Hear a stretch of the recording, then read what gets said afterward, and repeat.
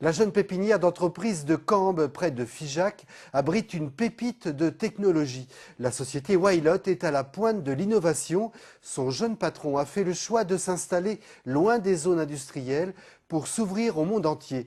Un pari audacieux qui marche.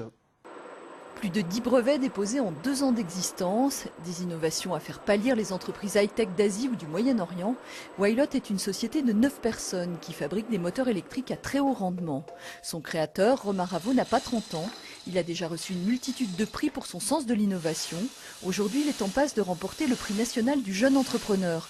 Une prouesse qui n'étonne pas ses collaborateurs. Moyenne d'âge, 30 ans. On le considère plus comme un ami, comme un patron. On travaille dans une ambiance qui est quand même très détendue. Alors on n'a pas peur de venir bosser 10 heures par jour. Et voilà, donc c'est un cadre qui est très plaisant pour travailler. Je sens que les gens sont très motivés et très poussés pour réaliser des choses innovantes. Donc ça m'encourage aussi. Pour faire émerger des idées nouvelles, il faut savoir créer l'alchimie qui leur donne vie. Romain Ravo a choisi là encore d'innover. Il a recruté des ingénieurs moldaves et chinois. Son credo, la diversité. Oui, c'était une volonté, c'était un pari.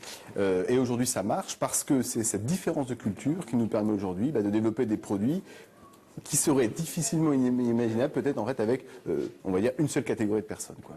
On est quand même dans un secteur industriel qui est fortement concurrentiel, surtout avec les pays asiatiques par exemple, ou même certains du Moyen-Orient. Et aujourd'hui, une façon de combattre ça, c'est justement d'aller chercher ces personnes-là ou d'autres personnes et voilà, et de développer un projet industriel cohérent, quoi. Le prix du jeune entrepreneur sera décerné le 25 juin à Paris. Avec ou sans cette distinction, Romain Ravo a pour projet de créer une usine. La production industrielle en France a un avenir. CQFD en 2014.